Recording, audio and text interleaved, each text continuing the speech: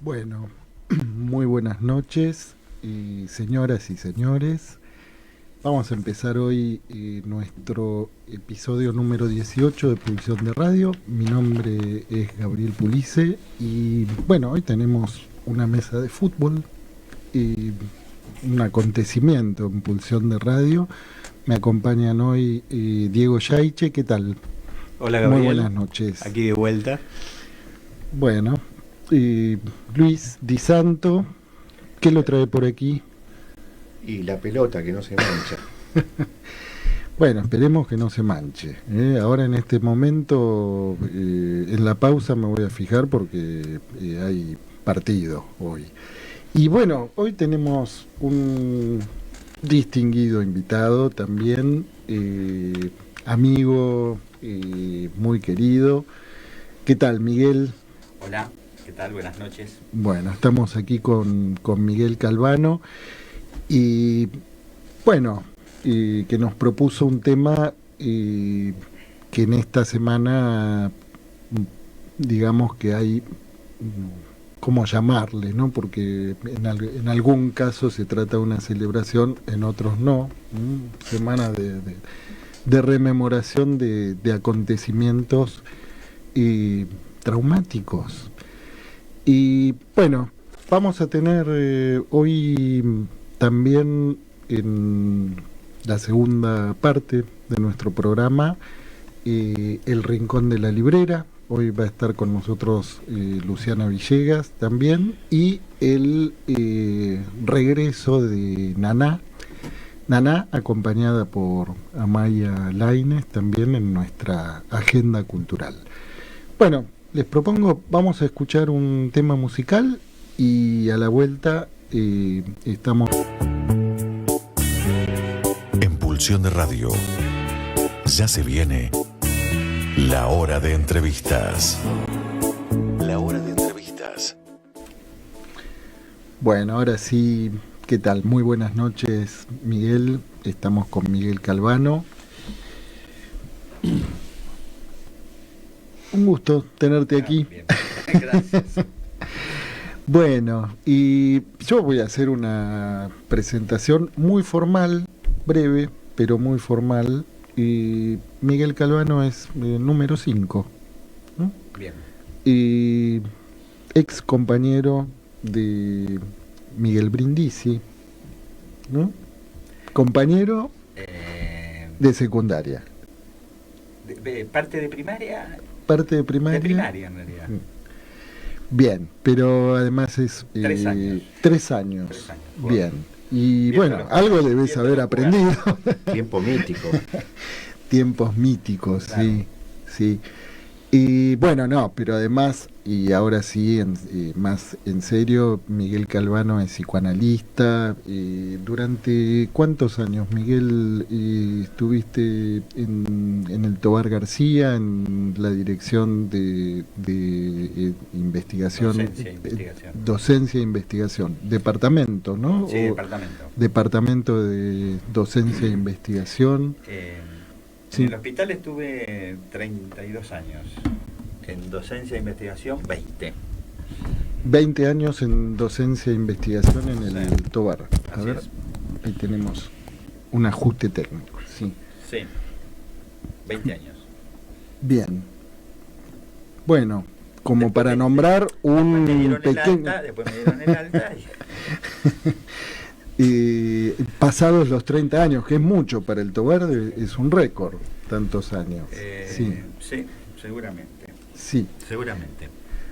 Bueno, y vos hoy nos propusiste un tema que a mí me tomó de sorpresa, ¿no? Porque, bueno, a ver, Miguel, ¿de qué tenés ganas de venir a hablar a la radio? Y, bueno, contanos. Claro. Cuando Gabriel me invita a venir a la radio, yo pensé, bueno, ¿de qué voy a hablar? ¿Qué sé yo? Del tema que estoy trabajando este año, que es trauma y discurso. Ujú. Pensé eso, voy a hablar de eso. Justo el mismo día en que se cumplían los 35 años del gol de Diego a los ingleses. Fue ese día. empezó a circular una serie de videitos, qué sé yo, uno te lo mandé yo. Sí. Y ahí dije, bueno, pero podemos hablar de ese gol, de ese día. De ese acontecimiento. Claro. ¿Mm? Y me parecía que efectivamente eso entraba en el tema. Ese gol, que es el segundo gol, digamos, digo a los ingleses, a Inglaterra, me dice que se amplió al partido, a ese partido. Con lo cual el título más completo sería Fútbol, Trauma y Acontecimiento. Fútbol, trauma y acontecimiento. Claro. Rápidamente, ¿qué es un trauma? Un trauma es un suceso, un hecho, sin traducción, en principio. No está puesto en palabras. Lo cual nos permite pensar al trauma más allá de las tragedias. Uno está acostumbrado, el lenguaje común, a usar el término trauma para ubicar tragedias. Lo traumático es siempre algo doloroso, desgraciado, individual, colectivo. En cambio, me parece que ubicarlo así, como un hecho sin traducción, permite como ampliar el campo. Sí, no necesariamente del lado del padecimiento. No, claro. Entonces, por ejemplo, gritar gol, el grito de gol, hace del trauma algo traumático. A ver.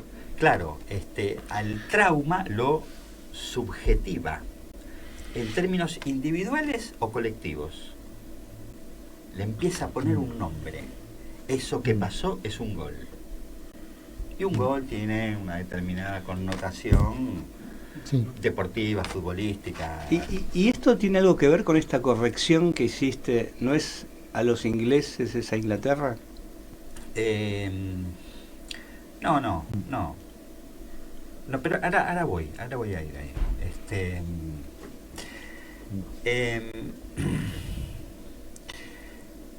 Ese día, es más, gritar gol ese día no alcanzó. Yo me acuerdo. No había cómo gritar ese gol. Yo me acuerdo perfectamente, yo estaba solo en mi casa, con una aclaración. Yo, cosa que se hacían en ese momento, yo miraba el partido por televisión y escuchaba a Víctor Hugo Morales el relato por la radio. Ese gol es inescindible de la voz y la mirada. Eso pensé que... Y ahora van a ver por qué. Que no alcanzó con gritar gol es lo que sucedió, por lo menos en Buenos Aires, y supongo que en el resto del país. Terminó el partido y todo el mundo salió a la calle. Todo el mundo fue, por ejemplo, a la Plaza de Mayo, donde yo vivía, era un camino para ir a la plaza. ¿A qué? A seguir gritando el gol. Es una de las cosas, así, a gritar el gol, a gritar a Argentina. Ahí viene quizá lo de ingleses o Inglaterra. El que no salta es un inglés. Claro, exactamente. Bueno, entonces, eso. Uno podría decir, eso es lo traumático, se hizo acontecimiento. Sí, un acontecimiento que no cabía en el cuerpo, ¿no? Exactamente. Un acontecimiento fue un antes y un después. Antes, la guerra, la muerte, la derrota, el regreso de los soldados escondidos y humillados. Después, la alegría, la victoria, la venganza, en algún sentido. Los muertos siguieron muertos, ¿no? Especialmente los nuestros. En ese sentido, uno podría decir que ese acontecimiento rompió el tiempo.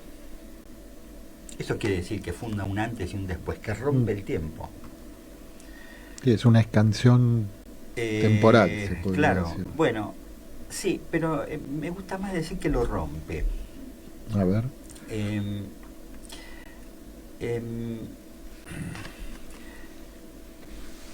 se hubiera imaginado antes del partido esos 2 goles. El segundo podría haber sido imaginado. Juega Diego, qué sé yo, se los gambetea a todos. No iba a ser la primera vez que gambeteaba a varios contrarios. Pero quisiera uno con la mano, no.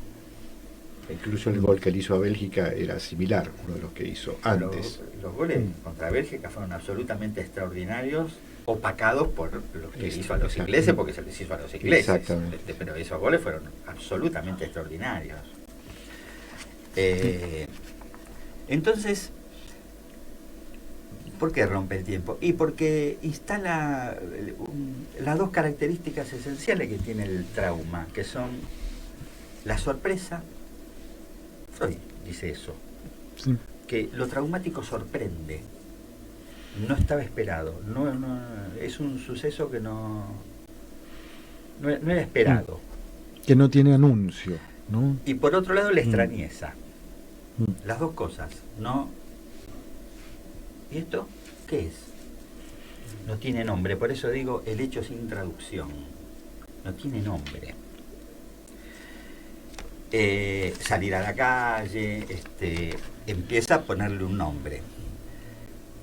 Ese gol que rompió el tiempo, ¿qué quiere decir también, no? Que ese gol se sigue haciendo, sigue sucediendo ese gol y seguirá sucediendo por bastante tiempo. ¿Cuántas veces vimos ese gol por televisión? ¿Cuántas? ¿20, 30, 50? Sí. Cada uno lo vio montones de veces y cada vez que lo no ves. se puede creer lo que hizo ese muchacho ese día. No, lo que no se puede creer no solo es eso, sino lo que uno sigue sintiendo, ¿no? Y otra cosa, que seguís viendo algo nuevo cada vez que lo ves, un detalle, Claro. una cuestión que no vistes. Claro, eso está bien eso se lo preguntaron a Diego después terminó el partido. O ese día no, otro día. Entonces él volvió a mirar el gol, ¿no? Y vio algo que eso lo vio él solo.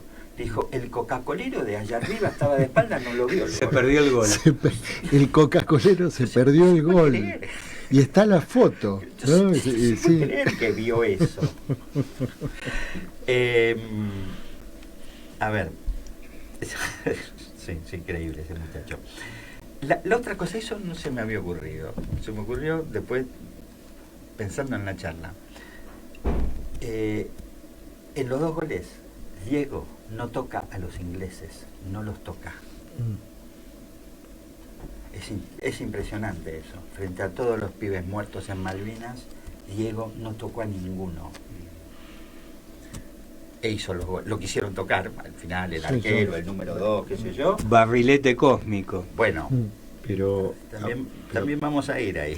Pero aparte llama la atención porque una de las cuestiones que más se viralizó después es la foto cuando se tocaban los himnos.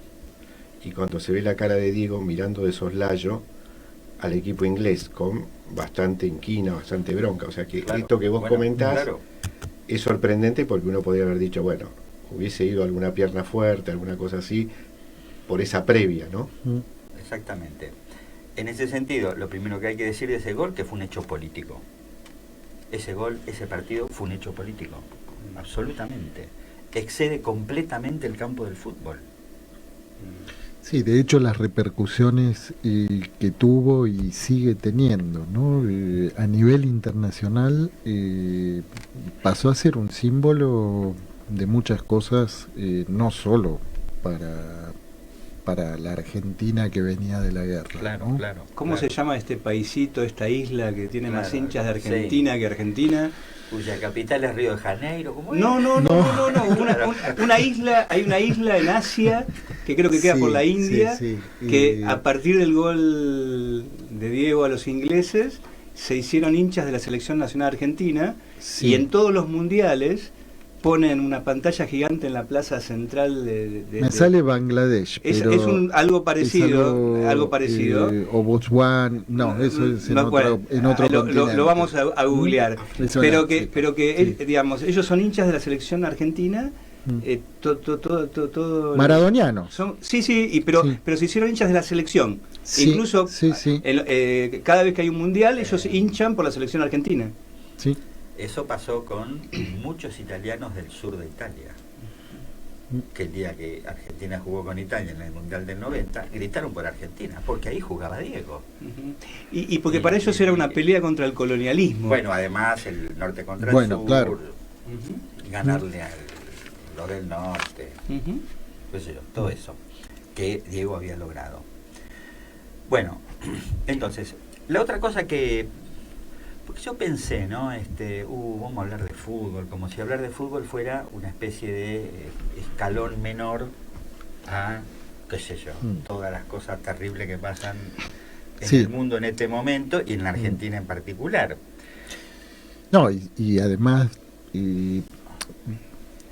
transitando nosotros por el campo del psicoanálisis, ¿qué hacemos? ¿Hablamos del síntoma o hablamos de fútbol? ¿No? Y también desde ese punto de vista, en fin, se podría tomar como un... Ese gol, el partido, esa victoria, produjo un efecto de reunión. No vamos a decir síntoma, pero sí de reunión. Todos los argentinos nos reunimos a partir de ese gol, no ese día, en general en relación a los goles de la selección argentina, pero especialmente ese día y después, bueno, por añadidura el día que ganamos el Mundial.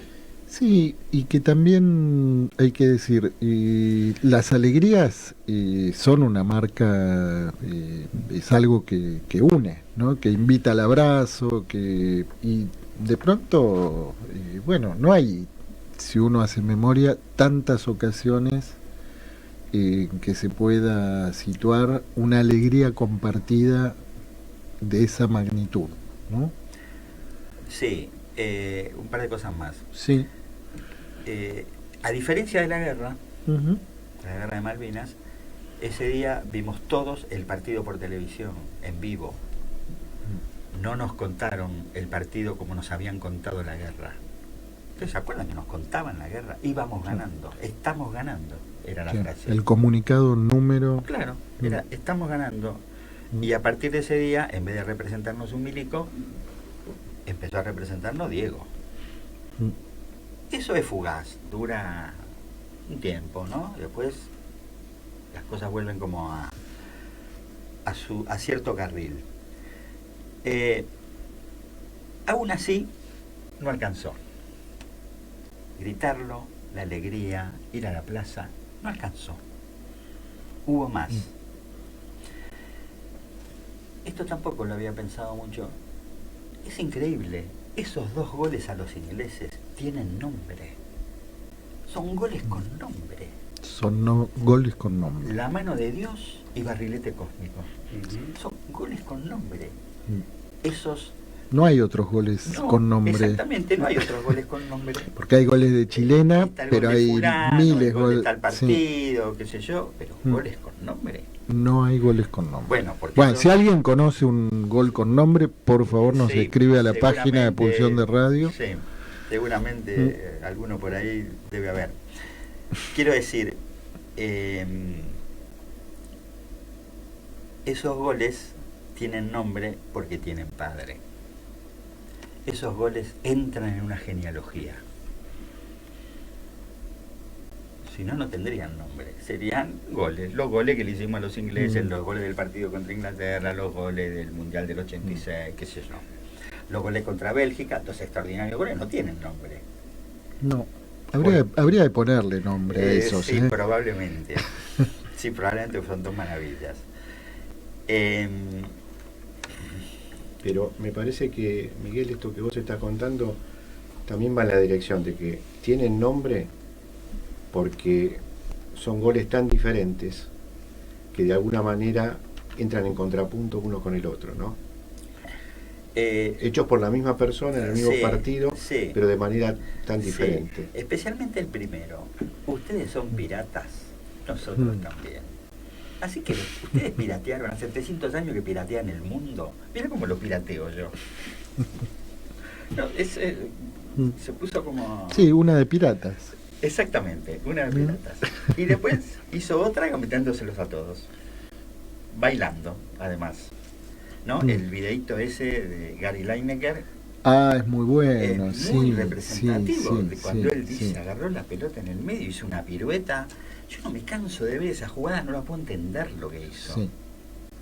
Después, Con la cancha empezó- como como estaba, ¿no? Sí, además. Y lo que dice también ese videito es, me hubiese parado a aplaudirlo, Claro, pero hubiese no tenido podía- problemas al volver a casa. Claro, exactamente. Exactamente, sí, dice eso. Entonces, uno podría decir, eso tiene el nombre. Pasamos del trauma a la letra. Se puede leer psicoanalíticamente sin perder rigor, sin extrapolar conceptos y tratando de entender algo que pasó, que nos pasó. Sí, sí. Y que nos sigue pasando. Y que nos sigue pasando, porque con eso de que rompió el tiempo, cada vez que vemos ese gol, vuelve a pasar lo mismo. Es impresionante eso. Sí, porque además cuando aparece, ¿no? Uno se lo cruza, es imposible cambiar de canal. Es hipnótico. ¿no? Es hipnótico, tiene un poder hipnótico, ¿no? Sí, sí. sí. Pero yo creo que ese es el hipnotismo del trauma. ¿Cómo hizo eso? ¿Cómo es posible que haya hecho eso? Los relatos de los compañeros, el relato de Valdano, Sí, sí. ¿no? Cuando Valdano es interesante lo que cuenta, dice, cuando llegamos al vestuario, Diego no tenía mucha idea de lo que había hecho. Había hecho un lindo gol, no. Entonces cuando yo le pregunté, dice Valdano, dice, me humilló como jugador de fútbol. Es interesante lo que dice Valdano, dice, porque me dijo que mientras él iba corriendo me estaba mirando todo el tiempo. Claro, Valdano corría solo. En paralelo. Sí, sí. Era como para pasarle a Para pelota recibirla, para sí, que sí. le hiciera Sí. el gol Valdano, que estaba Sí. solo. Entonces Valdano dice, estaba haciendo eso y me estaba mirando. ¿Cómo? Digo, esa es otra manera de decir, cosa que se ve bien en el videíto, me parece, de Lineker, que Diego no tiene par. No. No tiene par. No es un jugador de fútbol más, ni siquiera bueno, muy bueno, excelente, maravilloso, el mejor de la historia, que yo, no tiene par. No tiene par lo que aconteció en ese momento, ¿no? Bueno, pero lo hizo él, Sí. digamos. No, porque me quedé pensando, Miguel, y ahora vamos a ir a una pausa. ¿Y Víctor Hugo? Digo, porque en ese gol no es el par que está a la altura de él, siguiéndolo. No, me parece que lo que sucede ahí tal vez tiene que ver con el programa de ustedes. A ver. Claro, lo que sucede con el trauma, una de las cosas más, digamos, interesante que dice Freud sobre el trauma, dice el trauma perfora la capa de protección antiestímulo. Capítulo 4 de Más allá del principio de placer. Eso hace el trauma, perfora esa capa. Cuando se perfora esa capa, lo que es exterior pasa a ser interior, ¿no? Es como la banda de Moebius, ya no hay más exterior-interior, el sujeto lo vive en su cuerpo. Entonces me parece que lo que sucede ahí es que en ese relato de Víctor Hugo, la pulsión de oír la voz de Víctor Hugo es la que produce la amalgama entre lo que viene de afuera y lo que viene de adentro. Y de parte de los que no somos relatores de fútbol, y pasa con la mirada, eso de que nos captura, cada vez que lo vemos nos captura. Yo no conozco a nadie que empiece a ver ese gol y cambie de canal. Que espera que termine ese gol. No se puede. No se puede. Lo interesante es que Víctor Hugo toma un término peyorativo que habían dado sobre Que Diego, era un barrilete. era un barrilete, Claro. y de eso hace otra Sí. cosa. Exactamente. Bueno, yo les voy a proponer que vayamos a escuchar un tema musical y a la vuelta volvemos a remontar el barrilete cósmico. Voy a hacer unos saluditos antes de ir al tema musical, porque ahí estoy recibiendo algunos mensajes de, bueno, colegas, amigos que nos están siguiendo. Un fuerte abrazo para Marco Antonio Macías López, para Tadeo Rivera, Marco Antonio de Querétaro, Tadeo Rivera de Monterrey, los amigos del barrio, que no los voy a nombrar, y Alejandro Ruiz, que también en Paraná tiene publicado una compilación, es un libro muy lindo, y sobre psicoanálisis y fútbol. Y bueno, y a querido compañero también periodista, a Sergio Levinsky, que lo esperamos también en algún momento que nos visite en el programa. Bueno, ahora sí, vamos a un tema musical y enseguida volvemos. Estamos en el aire, barriletes cósmicos. ¿Y usted de qué jugaba, Di Santo? Yo siempre fui muy malo jugando al fútbol. O sea que, pero sí, siempre fui constante de suplir mi nula habilidad con la resiedumbre en el juego. Ajá. No sé si soy claro. Sí, ¿Sabe quién le manda saludos? Rogur. Rogur, un colega que jubiló a varios en las canchas. He sufrido sus patadas, que sí. Jubiló a varios, es más, me dijo que en el galpón de Serrano. Que él logró que el 10 del Pellegrini se dedique al jazz, que puede jugar contra él. Bien, a Yaiche no le jugaba al ajedrez, digo Yaiche, así que no le voy a hacer esa pregunta. Bueno, Miguel, lo que te quería antes te quería decir, que me quedé pensando, muy interesante lo que proponías en esta ampliación del ground conceptual de trauma, ¿no? Pensar no solo ese acontecimiento que queda ligado al padecimiento, ¿no? No solo pensar eso como traumático. Parecía... Sí, yo, Miguel, te quería preguntar algo más, porque esto que seguramente traes hoy, venís pensando, algún correlato tiene, más allá de lo teórico, con alguna experiencia clínica o algunas experiencias clínicas, ¿no? Digo, ¿qué de esto o qué resonancias de la clínica también te sirvieron para plantear esto, ¿no? En este ejemplo tan diáfano, tan claro, ¿no? En principio a mí me interesó ya desde fines del año pasado el tema del trauma, leyendo con un grupo el seminario 11, en realidad ahí me volví a encontrar con el trauma, digamos, ¿no? Porque el trauma permite pensar cuestiones sociales y cuestiones individuales, ¿no? No hay grieta ahí. La idea del trauma permite eso y permite pensar, digamos, eso, ruptura de la capa de protección ante estímulos, el trauma como estructural. Lacan lo decía en algún momento más claro, decía: ese muchacho Torrán que escribió El trauma del nacimiento, decía, en algo acertaba, digamos, porque dice, el único trauma es que nacemos malentendidos, ¿no? Nacimos todos malentendidos, somos todos hijos de una pareja de dos que no se entienden. Bueno. Eso para empezar. Eso para empezar. Por otra parte, hay otro tipo de fenómenos, los fenómenos clínicos que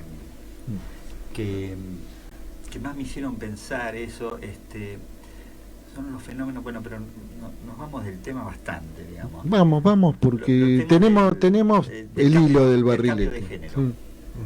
A ver. Y claro, porque la identidad de género, por lo menos pensada en la infancia, que yo trabajé bastante los últimos años sobre eso, me parecen que justamente es una idea de momento histórico que prescinde de cuestiones absolutamente fundamentales en la constitución de los sujetos, que es el problema de los encuentros. Que el cambio de género no se puede definir a partir de una decisión. Está definido en el campo del género, en el feminismo, a partir de una decisión. Eso a ver, ¿cómo sería eso? es una decisión. Yo siempre me sentí mujer, hombre, qué sé yo, más allá de mi sexo biológico, y me sentí así, y es mi decisión. ¿Pero es una decisión o un acontecimiento? No, es una decisión. Bueno, esa decisión trae consecuencias. La primera consecuencia es que la ley autoriza. Es muy interesante lo que autoriza la ley, que no se insiste mucho en eso. No autoriza solo el cambio del sexo, autoriza el cambio del nombre. Sí. No es que Juan pasa a ser Juana, o Juana pasa a ser Juan. Es que Juan o Juana pueden llamarse con el nombre que se les ocurra. Y el problema con los chicos es que ¿cuál es la idea de niño en juego? Porque nosotros aprendimos teórica y después clínicamente que el sexo se resuelve a partir de un encuentro, y ese encuentro es siempre puberal o postpuberal, ¿no? No es a los 5 años. Entonces está elidido eso que hizo Maradona. A ver. Todos nosotros nos encontramos con ese gol, o esos goles, nos encontramos con el desarrollo del partido, lo que pasó después, nos encontramos con eso, no lo fuimos a buscar ni lo decidimos, y a partir de esos encuentros sucedió lo que sucedió, que los goles tienen nombre, que fuimos a la plaza, que se vivió como un hecho político, todo lo que dije hace un rato, digamos. Sí, cómo se fue eso entramando simbólicamente. O sea, vos proponés como una analogía con lo subjetivo que debería tener un desarrollo a partir del encuentro. Claro. No es que tendría que tener porque teóricamente lo pienso así. Eso es lo que sucede clínicamente. Eso es lo que le sucede a la gente, no lo que yo quiero que le suceda. Y entonces, a partir de eso, bueno, alguien puede cambiar el nombre, puede cambiar el sexo, tiene que ver con la declinación del nombre del padre. Bueno, hay toda una larga historia para pensar eso. Pero básicamente está eliminado. Todo esto es lo que estamos hablando hoy. No hubo encuentro, no hubo goles a los ingleses. Es como si no hubieran habido, es como que yo voy a ser jugador de fútbol y le voy a hacer unos grandes goles a Inglaterra. No es así. No. Y esa eliminación, desde tu práctica, desde tu pensamiento, ¿a qué lleva? Porque hay cosas que muchas veces decimos, bueno, se verá cuáles son las consecuencias de esto en el porvenir, en un horizonte, bla, bla, bla. Bueno, lleva a que justamente a partir de la pubertad el sujeto verdaderamente resolverá si continúa con lo que hizo o lo vuelve a cambiar. Hay casos de marcha atrás. Un famoso caso de 2 hermanitos norteamericanos. No lo conozco. Sí, famoso. ¿No lo conoces? No. No me acuerdo el apellido ahora. Rápidamente. Eran 2 mellicitos, varones. Judíos. Cuando le van a hacer la circuncisión, a uno falla, se la hacía con un aparatito eléctrico, hacía una descarga eléctrica, le destruyeron el órgano genital. A un bebé. Entonces, la familia que estaba en conexión con un psicólogo, el primer psicólogo, digamos, que se ocupó del género en Estados Unidos, que tiene un nombre muy curioso, John Money, Juan Dinero, propuso que era muy interesante eso, porque eran iguales, tenían la misma información genética, la misma familia, iban a tener la misma crianza, uno fue anotado como varón y el otro como mujer. A la que se le destruyó, digamos, el órgano genital. Sí. Y este señor lo siguió viendo por varios años a los hermanos. Una vida muy complicada la de esos pibes. El que era mujer no sabía lo que le había toda esta historia. Se la cuentan en la puerta. O sea, sigue su vida sin saber. Claro, sin saber. Era una nena que tenía conductas raras. Por ejemplo, le gustaba hacer pis de parado y no sabía por qué. O sea, como el hermano, digamos. Sí, sí. Decir. La historia termina con que resuelve volver a ser varón. Bueno, no tenía pene, que no tenía, le pusieron una prótesis, se casó con una mujer. Sí, sí, sí. Y ahí, bueno, hay un acontecimiento y hay una decisión. Hubo en principio una decisión ajena, digamos, de los padres. Sí, sí, sí. Fue de los padres, era un bebé. Era un bebé. Y después eso, el devenir de este chico hizo que de adulto resolviera otra cosa para él. Ahora, hay muchos casos de los que suceden ahora donde aparentemente la decisión es del niño o de la niña. Aparentemente, digo, ¿no? Porque el capítulo 5 de la Ley de Identidad de Género autoriza eso. Incluso autoriza a la autopercepción más allá de que haya un cambio, que eso sería más leve, ¿no? De un cambio real en el cuerpo. A vestirse, a ser nombrado o nombrada de esa manera. Bueno, es que la ley autoriza al cambio de nombre, al cambio de documento de identidad, sí. Al cambio de sexo, autoriza...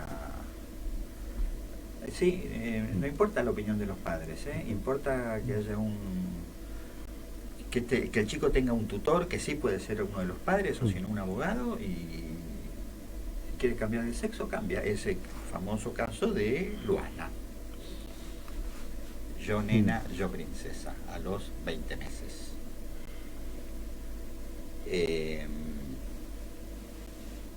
Sí, que ahora tiene... y ahora tiene 14, 14. Por el estilo. Se hizo una película sobre ese caso hace el año pasado, sí. Ella participa en la película, tiene un pequeño papel, digamos, circunstancial, pero aparece filmada en la película. Es una nena de 14 años. Ahora, lo que me quedé pensando, Miguel, porque recogiendo el hilo del barrilete cósmico, ¿no? Y porque ahí vos situabas que hay algo del orden del acontecimiento traumático que se puede pensar en el nivel del lazo social, y acá estamos en las antípodas, ¿o no? Digo, esto... Claro, sí, está bien. Sí, ¿no? Porque ahí es un acontecimiento subjetivo. Se intenta postergarlo, se intenta postergar el encuentro traumático. ¿En cuál de las dos? En la identidad de género, en la infancia. En la infancia. Estamos hablando de la infancia, sí. Los adultos es otra historia. Bueno, pero volvamos a la cancha. Volvamos a la cancha. Porque nos quedan 10 minutos y tenemos convocada toda la audiencia para hablar de fútbol.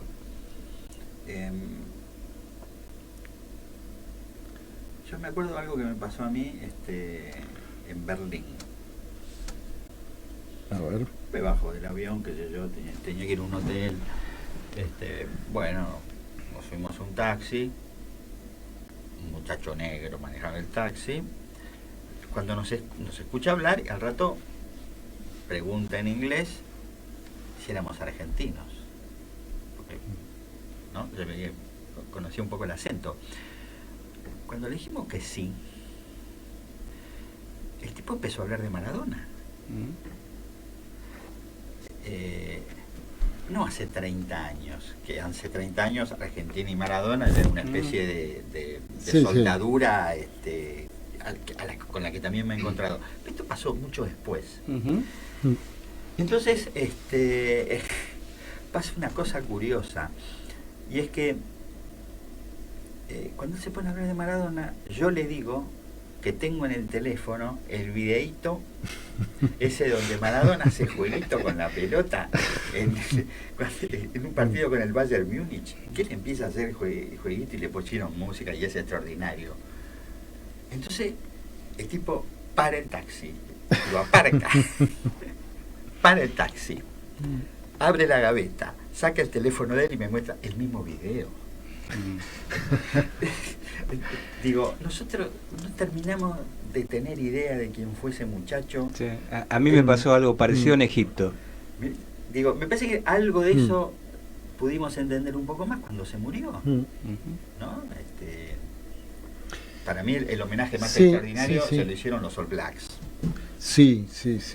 Fuera de toda, más allá de todo lo que pasó acá en Buenos Aires, digamos. Sí, porque era justo un partido con la selección, claro, con los Pumas. Pusieron el ¿no? número 10 a su camiseta. Y se la dieron a los argentinos que no la aceptaron. Bueno, nosotros, ¿qué va a hacer con esa gente?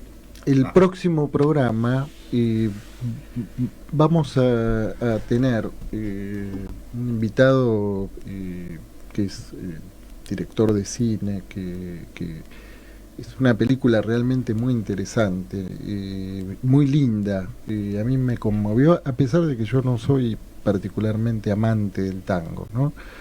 Es Corazones de Tango, y cuando se baila el desarraigo, ¿no? Es el título. Y yo pensaba, esto que de pronto hemos experimentado con sorpresa, ¿no? Pasados 35 años, pero que puede aparecer en cualquier lugar, ¿no? De uno decir argentino, Maradona, y que encontrarse con que eso que se experimentó como algo, sé que es comparable también a lo que se ve en esta película, cuyo director es Miguel Libedinsky. Que es graduado de la facultad como nosotros, y como tantos otros buscó mejor destino, se fue a Canadá en el 2000, y él es docente de colegio, pero también es director de cine. Y lo que se ve ahí, que lo transmite muy bien la película, es que el tango, de algún modo, también hay algo de eso que se experimenta como propio, pero no por ser argentino, ¿no? Sí, la gente se lo apropia. De diferentes culturas, de diferentes cuestiones. A propósito de esto, lo digo antes que me olvide, va a traer algunas películas para sortear entre los oyentes. Ah, ¿sí? Ah, bueno, bien.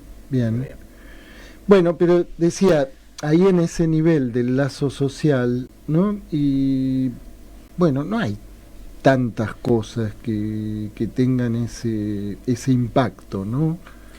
El otro día leía una nota hablando de directores de cine. El italiano, ¿cómo se llama? El que se murió.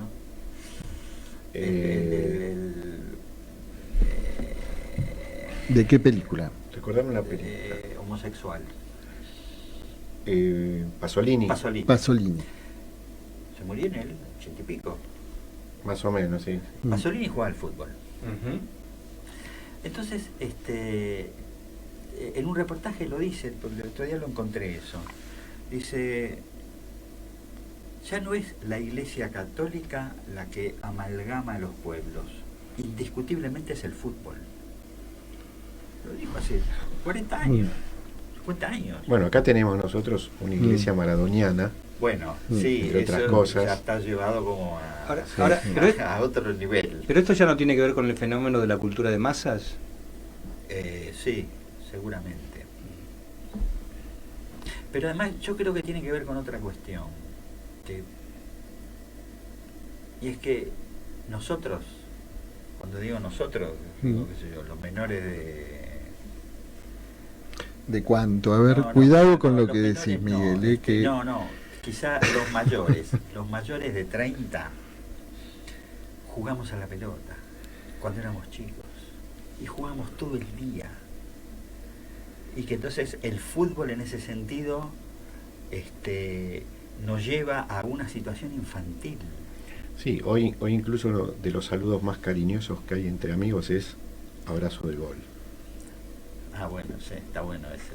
Abrazo de gol. Digo, tenés cultura de masa, pero de masas que tuvieron una infancia compartida. No solo un partido político o un momento histórico, que tuvieron una infancia compartida. Sí, infancia, pero además una infancia que es casi de hermanos, ¿no? Por la cantidad de tiempo, casi como de la hermanos, convivencia. de rivales, de enemigos, bueno, todo eso son los hermanos, ¿no? La otra cuadra eran enemigos mortales. Donde la otra cuadra era cruzando la calle. Donde se dirimía el territorio o quién iba para aquel lado, claro, en un pan y queso no siempre honesto, vamos a decirlo. Sí, se dirimía el territorio, es cierto. ¿Quién era el dueño de la cuadra? Por eso cuando el equipo de uno pierde de local, es insoportable. Es insoportable. Sí. Ni me lo digan. Claro. Porque es algo que está aconteciendo en este momento. Epa. ¿Sí? Y por 3-0. Así que... se me cae pero bueno, la última, porque ya nos estamos yendo, ¿hay una ligadura entre fútbol y psicoanálisis? ¿O es un forzamiento? Porque yo por lo menos tengo ocasión de conocer casos muy emblemáticos, ¿no? de psicoanalistas y uno podría decir división subjetiva. Se trata de algo. Estoy pensando ¿no? en uno. Sí, yo sé que vos estás pensando en uno. No vamos a hacer nombre, no vamos a hacer nombre. No hace falta. No hace falta, ¿no? Pero en donde conviven el psicoanalista lacaniano, ¿no? Con una formación muy, ¿no? Y por otro lado la camiseta. Bueno, pero eso ya lo escribió, ¿no? Robert Louis Stevenson. A ver. El Dr. Jekyll. El Dr. Jekyll y Mr. Hyde. Lleno de psicoanalistas que jugamos a la pelota. Iba a la cancha con más de uno. Bien. Pero esto que vos decías, ¿no? Un poco retomando esto que vos decías de la niñez, de que jugamos a la pelota. Como decía Heine, ¿acaso la infancia no es la patria del ser humano? Claro. Y ahí me parece que tenemos un link, ¿no? Entre lo que vos preguntás. Sí. Bueno, Miguel, nos tenemos que ir.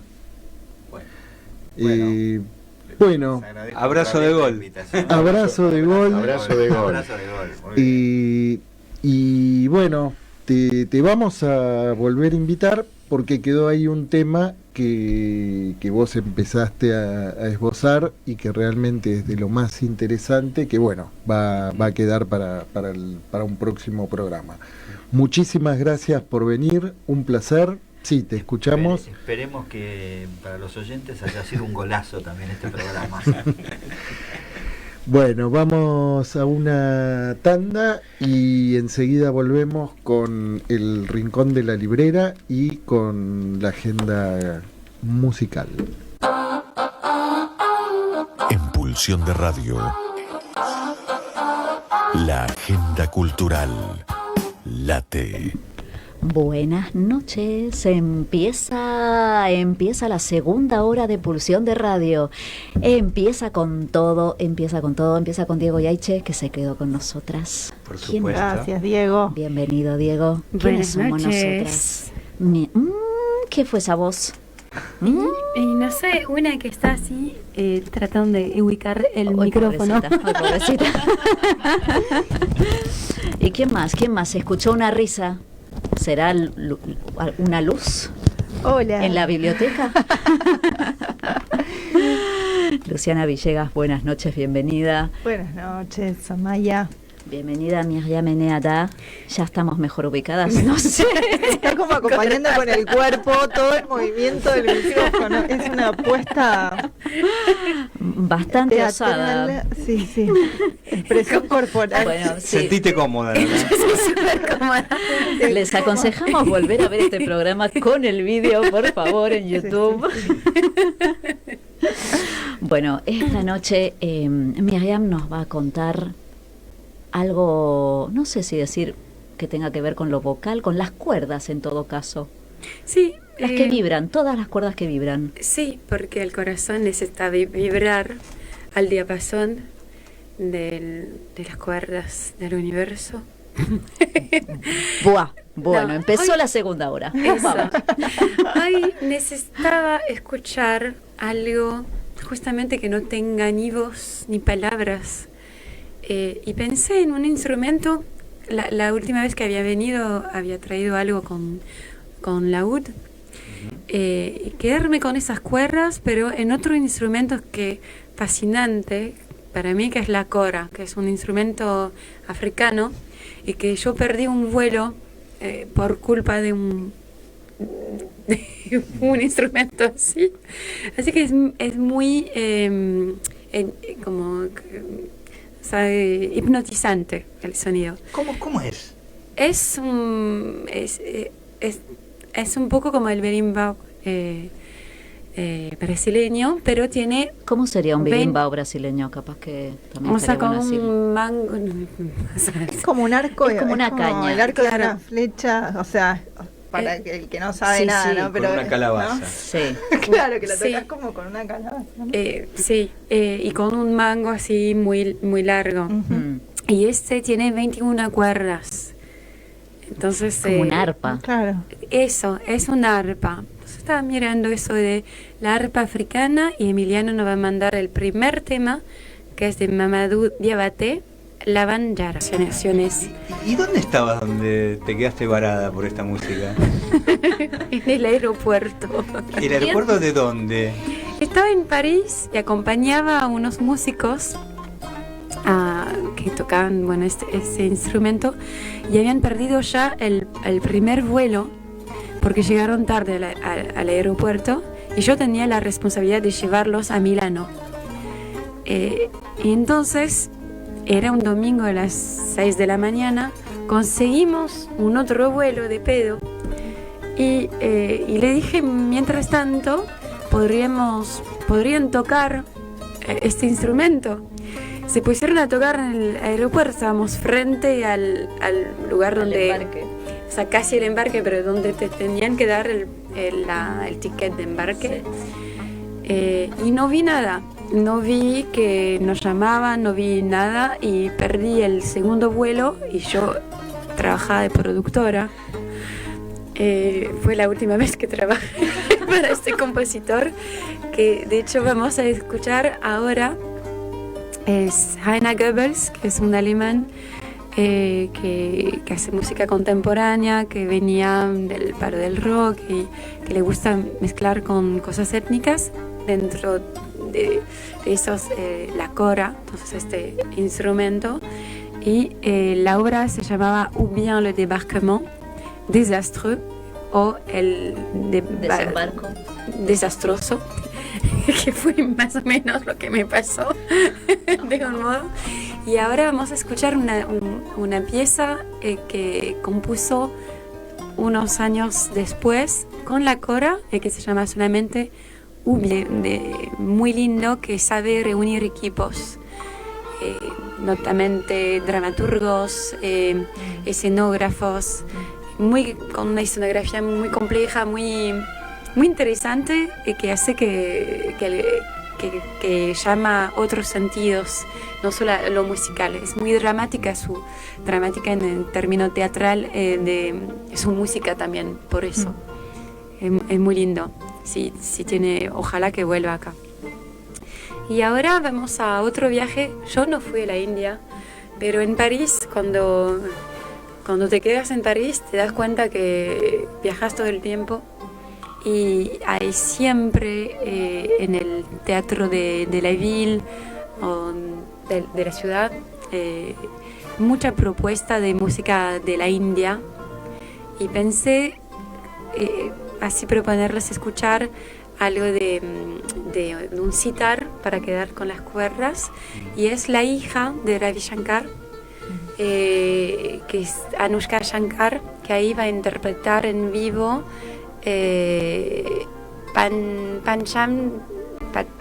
no veo nada, Pancham Segarai de Ravi Shankar, de su padre. Ahí.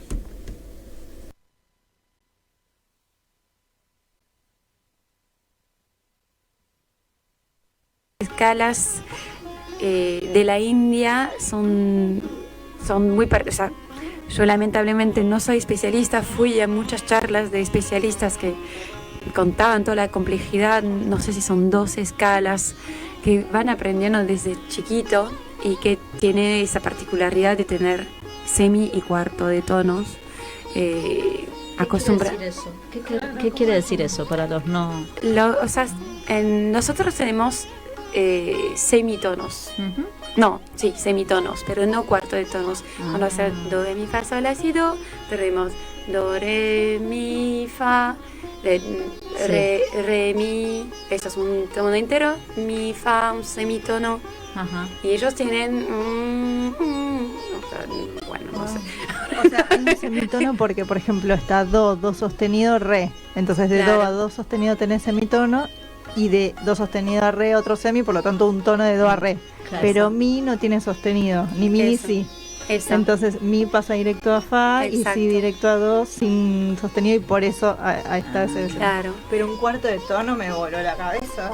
Claro, y son muy precisos en la afinación, y por eso se quedan en una sola escala. Lo que estamos escuchando ahora es un solo modo, una sola escala, donde improvisan ahí, y como tienen tantos posibles, hace también que, o sea, y es muy hipnótico otra vez.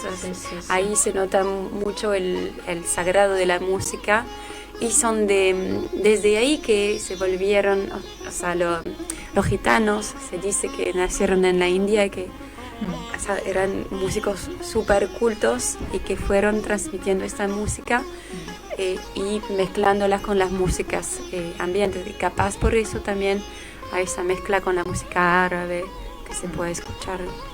Pero las músicas más antiguas tienen más complejidad.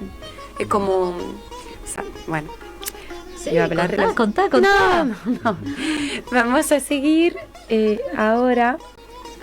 Vamos a Grecia con la lira, y encontré algo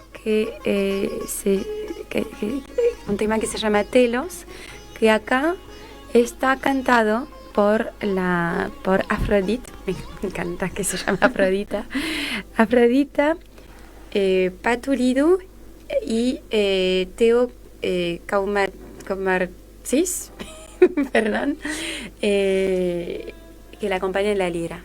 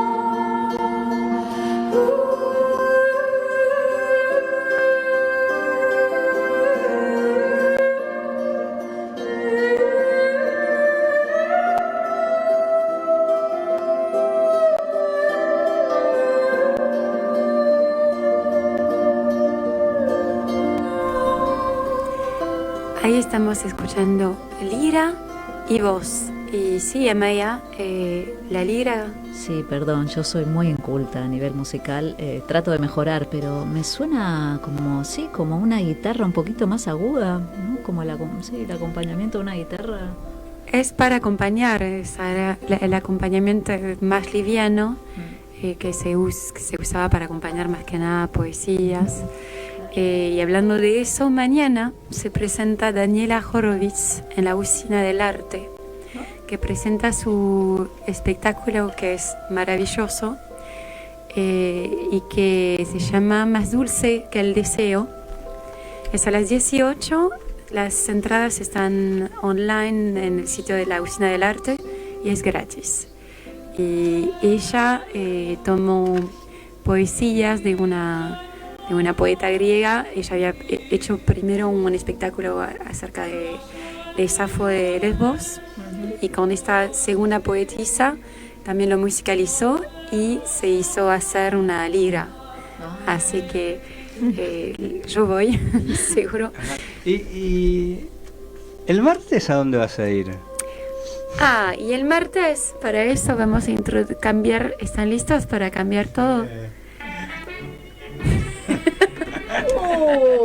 ¡Qué cambio de onda, por favor! Arleti, atmósfera.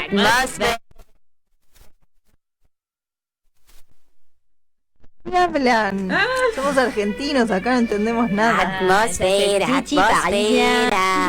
Tengo una cara de atmósfera. Parece que tengo una cara de atmósfera. Moradiza le salió mal. Bueno, pero hay que decir, bueno, no sé, para quienes se pasen en algún momento por ahí, que hasta el día de hoy uno va bajando por un canal que se llama el canal Saint-Martin, aquel de Amélie y las Piedritas. Bueno, cuando uno baja por ese canal, pasa delante de un bar que no recuerdo el nombre, y todo el mundo termina diciendo una frase que es la que decíamos Miriam y yo ahora hace un ratito. Porque todo el mundo recuerda a esa mujer, porque creo que una de sus películas se filmó ahí. Se filmó así en el puente. Bueno, o sea, habrá tenido en vida... sí. Pero quedó en la memoria esta mujer. Exacto. Quedó realmente en la memoria su forma de hablar, muy peculiar, ¿no? Sí. Voy a terminar con la agenda. Sí, perdón. Bueno, eso para anunciar los martes de cabaret en Bebop. El cabaret de Nana, que van a tener temas así y otros, y invitamos a los espectadores a llevar cosas de esos años o lo que les parezcan, con lentejuelas, plumas, vestido. Para la primera tenemos el trencito de la alegría que va a estar ahí, también esperándolos. Así que después me piden... ¿Este martes ya? Sí, a las 20:30 precisas. ¿Nos querés recordar la dirección del nuevo Bebop? Uriarte 1658. Después mañana, aparte de Daniela Horowitz, va a estar a las 20:30 Josie Díaz en el Jazz Boyer, Posadas 1557, que es una brasileña que vive acá, gran intérprete de bossa nova, y la recomiendo mucho.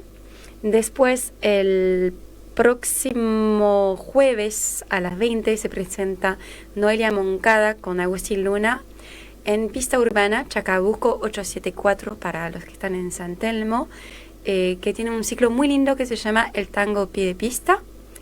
Y el sábado 9, Julia Moscardini, ahí es jazz, en Press Jazz y Music Club.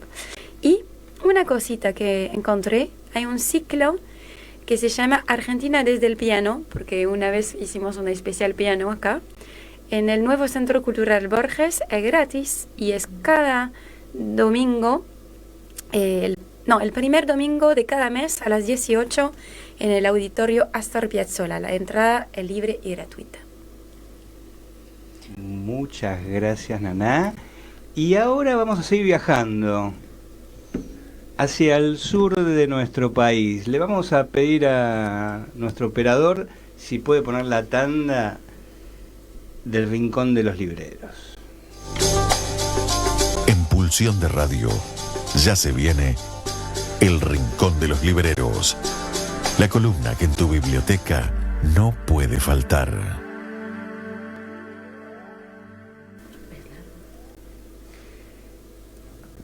Rincón de los... Ay, perdón. Sí, Luciana. Vamos. Bueno, el Rincón de los Libreros, el Rincón de los Libros. Sí, tuvimos una visita a la biblioteca popular de Villa Langostura, la biblioteca Bayer, y bueno, con la gente de la biblioteca pudimos recorrer la biblioteca y nos contaron cosas súper interesantes de una institución que es muy importante para la población de la villa. Así que si nuestro operador la tiene ahí a mano, empezamos con la entrevista. Buenas tardes, estamos en la Biblioteca Popular Bayer en Villa Langostura, junto con... Laura García Rodríguez, Verónica Sierra. Verónica es del proyecto Puntos de Cultura del Ministerio de la Cultura Argentina y nos van a dar una recorrida por la biblioteca y después nos vamos a hacer algunas preguntas. Esta es la sala Andrueto en la que ganamos el proyecto Puntos de Cultura. La sala Andrueto está equipada para hacer funciones de cine, funciones de teatro. Bueno, en realidad pusimos estas cortinas que se cierra y se hace todo caja negra, las luces, bueno, el proyector también, y nada, y después es una sala durante la semana, es una sala de trabajo y de lectura, porque todo está cubierto de libros, es la sala de ficción, digamos, cuentos, novelas, poesía, teatro. ¿El armado de esta sala estuvo subvencionado por Puntos de Cultura? El equipamiento. El equipamiento técnico, más las luces, el proyector, digamos, la sala la hizo la comunidad de Villa Langostura con un aporte que hace la población, le llamamos el donante presunto, que es como la donación de órganos, que vos sos donante, salvo que no quieras hacerlo y manifestás que no querés serlo. Sino toda la gente, a través de la boleta municipal, de la BD, digamos, hay un porcentaje que es para la biblioteca. Y ese porcentaje son, no sé, 100 pesos al mes, una cosa así. Bueno, en un momento llegamos a juntar como un poco de plata como para empezar a iniciar esta sala. Y bueno, nos llevó, la hicimos en el 2019, el 2020, bajamos todos los libros, refaccionamos toda la biblioteca. Y cuando la íbamos a inaugurar... Chan, pandemia. ¿Y toda esta cantidad de libros cómo han llegado a la biblioteca? Y llegan a través de las compras que hacemos en la Feria del Libro a través de Conavip y después donaciones también. Y bueno, cuando vamos pudiendo vamos comprando también. Sí, tiene buen material y bastante nuevo. Ajá, ¿podés contarnos qué tipo de material hay en la biblioteca? Mira, la mayoría de la comunidad lo que viene a buscar es ficción, ¿sí? Y después también vienen a buscar sobre Patagonia, ajá, que es como súper específico y es un material que nosotros queremos queremos estar especializados en Patagonia. Y entonces ahora igual les voy a mostrar esa parte. Después vamos comprando un poco de todo, ¿no? Pero principalmente eso, y después vamos atendiendo a la demanda. Ahora hay un instituto de formación docente y eso hace que entonces tengamos que tener otro material que antes no era necesario, porque bueno, va cambiando la necesidad de la comunidad. ¿Y estuvieron en la última Feria del Libro? Claro, sí, siempre vamos. Para ir, obviamente que tenés que estar en regla para poder recibir el subsidio, ¿no? Eso es como una parte importante que siempre cuesta en las instituciones estar en regla, es muy difícil. Tiene muchas volteretas en la parte administrativa. ¿Cuántos años tiene la biblioteca? 31. Ajá. ¿Y el nombre cómo lo eligieron? Se votó. Porque antes era la Biblioteca Popular de Villa Langostura y en el 2002 se votó, los socios votaron, estaba el nombre de la primer bibliotecaria que murió en un accidente, el nombre de Che Guevara, hubo Osvaldo Bayer, y ganó Osvaldo Bayer. ¿Y Osvaldo llegó a conocer la biblioteca? Veces. Ah, qué bien, sí. qué bien. Sí. Bueno, esta es la oficina. A medida que vienen los invitados a la feria infantil van dejando murales, nos regalan. Este es de brocha. Estamos subiendo por la escalera, la segunda planta de la biblioteca. como un altillo, ¿no? Es como un altillo, sí. Sí, hay un proyecto de agrandar, ahora estamos un poco en esa, de agrandar un poco más, porque la demanda es mucha, ¿viste? Mucha. Esta es la sala de Archivos del Sur, que es donde está Patagonia. Archivos del Sur es una subcomisión de la biblioteca que lo que hace es recuperar la memoria oral de los pobladores. Y en esta está Patagonia y cosas de, digamos, de sociología, antropología, pero bueno. ¿Y esa memoria oral cómo la recuperan? O sea, ¿sobre qué, digamos? Vamos haciendo, el grupo hace entrevistas a pobladores. Ajá, y eso se vuelca, digamos, grabación, en por libros, escrito. Videos. Uh-huh. Y bueno, ahora también parte de ese trabajo lo estamos haciendo en un espectáculo de narración para... ¿Y esa memoria es, digamos, en castellano? ¿O hay algún en la zona algún tipo de, digamos, de lengua originaria que perdure o no? Sí, hay la lengua, sí, la mapuche, pero bueno, no, digamos, la gente no, o sea, habla los dos idiomas, los que hablan. Ajá, ¿no? okay, Entonces okay. Con nosotros se comunican en criollo. Uh-huh. Igual, digamos, los pobladores, los primeros pobladores, hay de todo. Hay, digamos, extranjeros, o sea, es de todo. ¿Y cómo es ser, digamos, librero o bibliotecario en un pueblo como Villa María Angostura? O una ciudad, una villa. Creo que como en cualquier lado. Ajá. Me parece que es igual. ¿No tienen algún rasgo distintivo, algo que los diferencie? Digamos que sea un librero en Buenos Aires o en Mar del Plata o en Córdoba.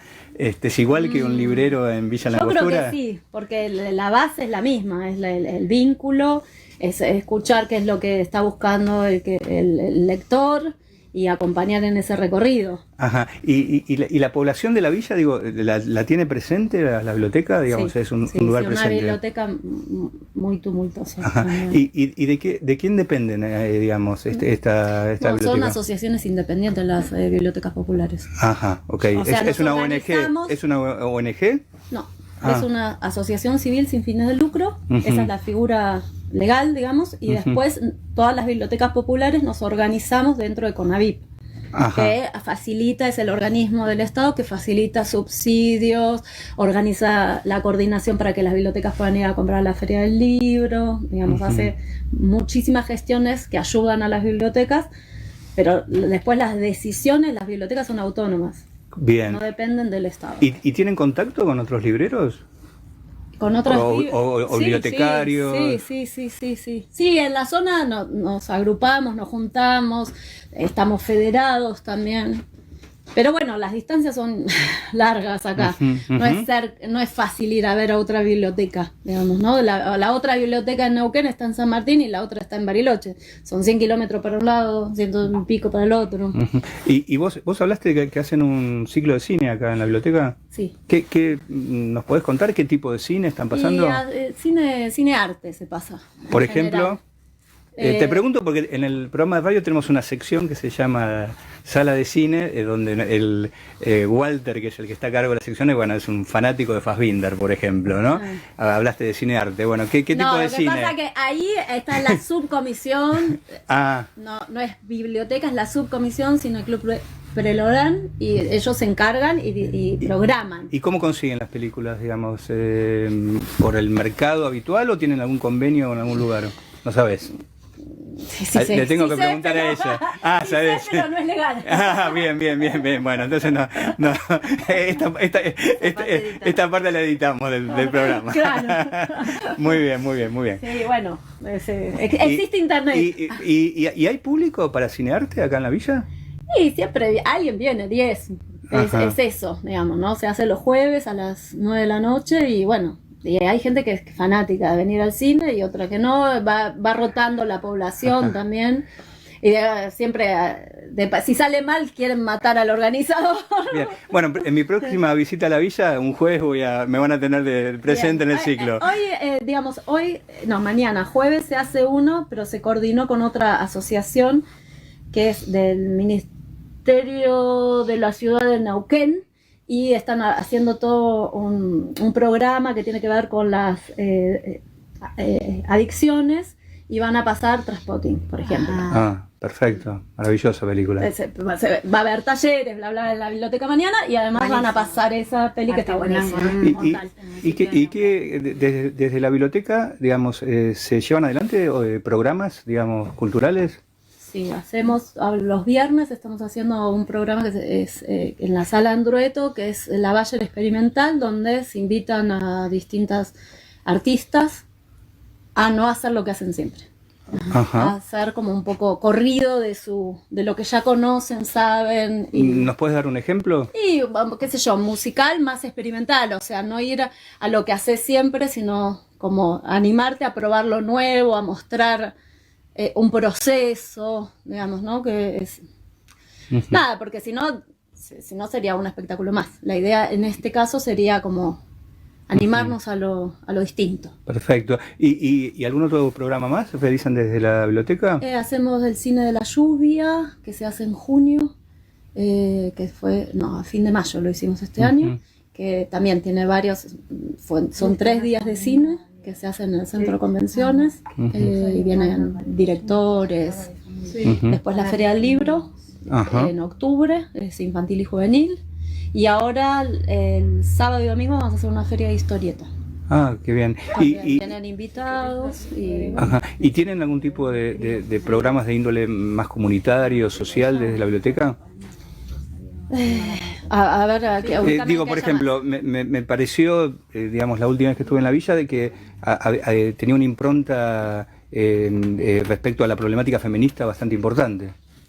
Eso lo está coordinado con una agrupación feminista, por ejemplo.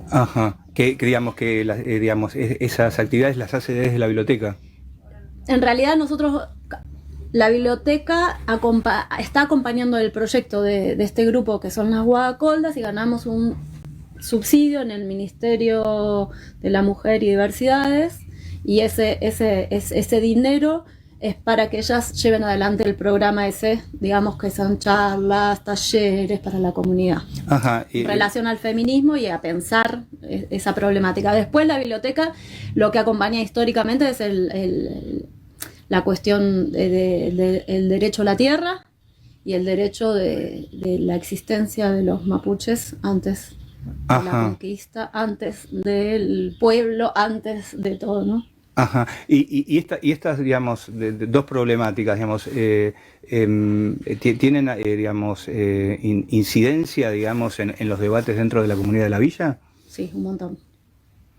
Sí, por ejemplo, el tema mapuche es Boca River, es así. La sociedad está dividida, ¿no es cierto? No sé, me parece que es una problemática de Patagonia, el tema de la preexistencia del pueblo mapuche, ¿no? Que son chilenos, en Chile son todos argentinos, ¿no? Como que está todo el tema de la territorialidad, el tema después de que el territorio se convierte en propiedad privada, ¿no? Digamos, como conceptos que vienen con la civilización, que son distintos a imaginar cómo era este espacio. Este espacio era todo machine, donde estamos ahora. O sea, si tenés la oportunidad de meterte en un machine que hay acá al fondo del pueblo. ¿Qué sería un machine? Un machine es como una... es como parte del sistema del territorio. Digamos, vos tenés la montaña, por la montaña vienen los ríos, todas las aguas, y en el machine se limpian esas aguas antes de desembocar en el lago. Entonces el machine es un tipo de vegetación y de raíces, de una flora especial que es bastante como pantanosa, te diría. No es pantanoso, humedal, pero es un humedal. Claro. Es un humedal. Entonces vos estás en el machine y estás sobre agua, ¿viste? Un entramado de raíces. Turba, así, ¿no? Claro, que vas pisando y te hundís. La palabra machine, ¿de qué origen es? ¿Es una palabra, es un término? No, mira, te digo, te miento, no sé, pero nosotros le decimos machine. Sí, también Vega, porque allá en San Martín de los Andes está el Vega Maipú, el Vega. Claro, pero el Vega es más... Claro, sí. Es más campo, digamos, claro, ¿no? Como más llanura. No tenemos tan incorporados. Sí, como que se normaliza algo, pero bueno, pero un machine es un humedal, sería eso. Era todo así acá. Acá era todo lo que vos ves que es el centro de Villa Langostura es humedal. eso, con la civilización se va secando y vos vas corriendo esa vegetación, vas pelando, ¿entendés? Vas secando el mallín. Pero sí queda al final os digo, al final, antes de llegar al lago hay un terreno que es de un privado, pero que es un humedal gigante y bueno, y ahí si vas a meterte es peligroso, porque no es tan fácil, ¿entendés? No es una ciénaga, pero no es fácil, o sea, uno es como, digamos, vos vas por la montaña, vas por los senderos, bárbaro, si vas por el sendero, ahora te corres del sendero, te perdés en la montaña, es fácil perderse, es fácil estar en medio de algo salvaje, y que uno, digamos, o sea, y no te va a pasar, pero hay pumas hay. Digamos, de hecho, cuando fue la pandemia, esa cuestión del silencio bajaron. Y se los encontraron los vecinos en un barrio pero es tremendo, porque vos decís, claro, ¿por qué los bichos no bajan? Los bichos no bajan no porque no estén, sino porque el sonido es tremendo. Y ustedes saben, si vienen de ciudades, que hay poco sonido igual. Pero cuando están las motosierras, los autos, los camiones que pasan, todo ese sonido sube a la montaña y los va corriendo, porque es mucho el sonido. Y respecto a la problemática feminista, ¿no? ¿Cómo se expresa a nivel local esa problemática? ¿Qué particularidad tiene a nivel local? Mira, hubo como un punto de quiebre que fue el asesinato, femicidio de Guadalupe, que fue en el ACA, no sé si es el centro, el símbolo de Villa Langostura, es ahí en ese cruce, la asesinaron a las 9 de la noche delante de toda la población, porque había mucha gente, porque hacía calor, era verano. Y eso fue como un punto de quiebre, ¿no? Porque uno sabe que sí, fue hace un año. Uno sabe que es así, que pasa hacia el interior de las familias, pero bueno, esto fue como fue un cachetazo tremendo, no hubo nadie que no se sintiera afectado, muy muy fuerte, y bueno, y eso todavía sigue. Al pibe además murió también. ¿Por qué? Jóvenes los dos. Fue una... Dicen que se suicidaron. Pero en ese momento no lo aprendieron, o sea, fue la escena ahí delante de todos. Fue la escena delante de todos. No lo lograron detener porque el pibe estaba sacado. No, fue tremendo. ¿Y hay una problemática importante de violencia familiar en la villa? Sí hay. Hay violencia, hay abuso, hay problemas de alcoholismo fuertes. En ese sentido, digamos. Es un pueblo chico y uno se pregunta por qué si es un pueblo chico no podemos terminar de accionar. Bueno, pero porque no se termina de accionar porque no hay políticas fuertes que perduren en el tiempo. Que llega uno, implementa una. Llega el otro, cambia el plan. Y tienen, digamos, y esta situación de violencia al interior de las familias, abuso, situaciones de alcoholismo, ¿tienen pensado alguna idea de por qué se genera esto en este paraíso? Somos personas. Digamos, en ese punto, bueno, pero somos personas, los problemas económicos afectan y generan mucha, o sea, esa violencia que se ejerce sobre la persona, bueno, la persona se desborda y la ejerce hacia el interior de su familia. O sea, no hay ninguna particularidad local, eso es mi pregunta. Y qué sé yo, el tema del alcoholismo, no sé si es algo local, pero son, digamos, capaz es más visible en términos de que somos menos, pero yo no sé si es más que en una ciudad. La verdad. O sea, ustedes respecto a esta problemática no pescan ninguna particularidad que la diferencien de estos mismos problemas en otros lugares. No, porque vos podés pensar, qué sé yo, el frío, el sur, la distancia, la soledad, qué sé yo, pero no serían esas condiciones, no dan igual alcoholismo. Parece aleatorio eso, ¿no? No, debe haber algo que influye, digo, así como influye la gente que viene de la ciudad pensando que acá va a ser la panacea y va a vivir en el paraíso, y después se encuentra con que lo que él es lo lleva consigo, y no sé, o sea, por más que cambie de lugar, si vos no trabajás con vos, interesante, es lo mismo. Y respecto a ese, digamos, trabajo, digamos, que vos situás, la villa, digamos, brinda la posibilidad de ese trabajo, porque ese trabajo en general siempre es con otros, ¿no? Mira, en realidad las oportunidades están. La villa tiene todo como una... O sea, te voy a decir mi visión. Sí, sí, bueno, claro, sí, por supuesto.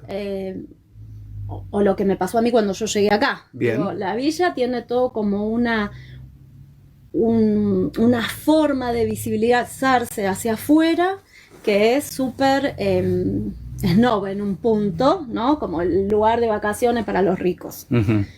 Ahora, la villa por abajo tiene un entramado social y un nivel de solidaridad muy grande. Pero no lo vas a encontrar en lo que vos ves caminando, lo vas a encontrar cuando es necesario. Hay momentos donde es realmente, qué sé yo, la gente es muy solidaria. No importa quién sos, es el amigo del amigo del amigo del amigo, necesita no sé qué, listo. Se acciona. Y ese entramado, ¿no? que vos digamos, señalás, ¿está expresado a nivel institucional o es simplemente relaciones entre pares? Yo creo que está en lo institucional también. Por ejemplo, la biblioteca es una gran articuladora de sectores. Tuvo su lugar de más activo y menos activo, político, en el sentido político, por ejemplo, digo, cuando quería venir un casino, querían instaurar un casino en Villa Langostura. Y la biblioteca, en conjunto con sectores muy diversos de la sociedad, se accionó para lograr que se haga una votación que sea vinculante, y bueno, y el pueblo dijo no al casino, digamos. Y eso sucedió acá en la biblioteca, pero la biblioteca fue parte de algo más, pero las reuniones eran acá y era muy loco porque entraba gente que nunca en su vida había pisado la biblioteca, ni la pisaría porque tenemos a la madre y a los mapuches, no la pisarían directamente, pero en esas circunstancias sí entraron a la biblioteca. Y fue un momento como súper interesante de mixtura social e ideológica por un tema. Inmediatamente después quedamos enfrentados por otros problemas, que es, qué sé yo, querer poner una cancha de golf en el medio del cerro. Bueno, sí, el casino no, pero la cancha de golf. Claro, la cancha de golf sí, ¿no? Bueno, y eso. Entonces, o manejos de tierra, ¿no? Como no respetar la ley de bosques. Bueno, un montón de acciones que la biblioteca siempre estuvo, yo no sé si en un lugar, no sé si sería como un lugar correcto, yo digo un lugar que es distinto, en el sentido de preguntarnos si eso que está ahí está bueno, digamos, ¿no? Como romper con la idea de que es así. Entonces, como la Biblia siempre tuvo ese lugar, ocupar ese lugar capaz de pregunta, de reflexión, de incomodar. De cuestionamiento. Bueno,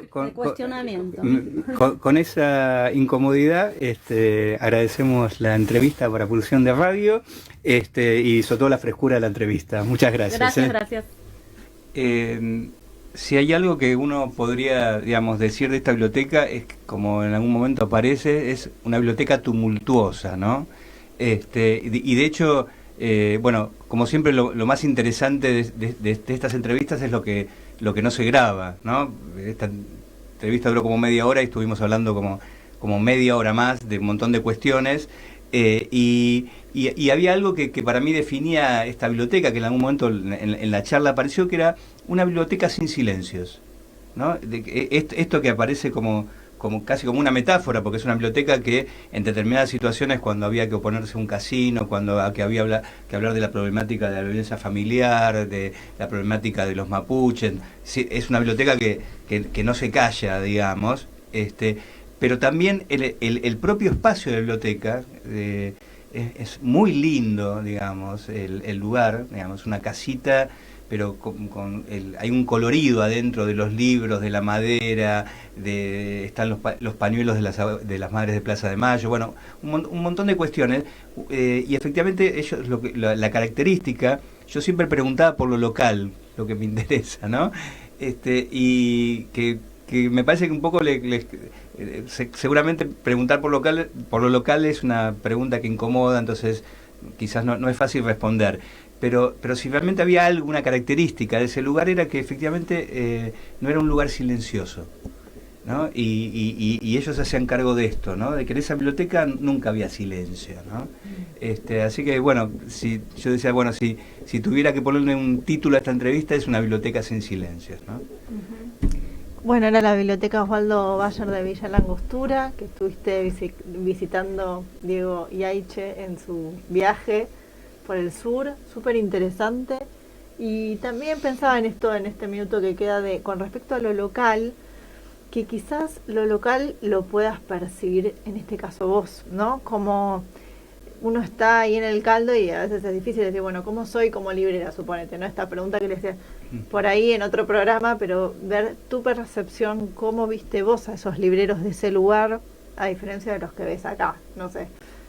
Por ahí eso lo pesca, digamos, más alguien que viene como con ese ojo más de afuera, pero sí, súper interesante la propuesta de esa biblioteca, que casi que funciona como un lugar de militancia, ¿no? Como de cruces de un montón de actividades. Sí, eso fue lo que en algún momento me llamó la atención y no tuve la oportunidad de entrar, ¿no? Por eso me había quedado pendiente, dije, bueno, la próxima vez voy a ir a la Biblioteca Popular a entrevistarlos, porque efectivamente, sí, esto de un lugar de militancia, sí, se respira a alguien, digamos, como un aire ahí y de lugar de cruce, ¿no? Ellos dijeron, ¿no? Es un lugar, ¿no? Como que en determinados momentos funciona como un anudamiento y después de dispersión, digamos, hay una tendencia, yo creo que en la villa hay una tendencia hacia la dispersión, no solo en la villa, pero ahí uno lo puede ver, como es más chico se puede ver, pero que funciona esa biblioteca como el lugar que esa tendencia a la dispersión la contrarresta y en determinados momentos aglutina. Bueno, nos están apagando la luz. Súper interesante, la verdad que hay que ir en algún momento. Me encantaría. ¿Cuándo vamos? ¿Cuándo vamos? A armar un programa de radio ahí. Sí, y hacer el taller ese de artistas que es raro. Hoy hemos pasado del África a la India y hemos terminado en la Patagonia. Hermoso. Hasta el próximo viernes.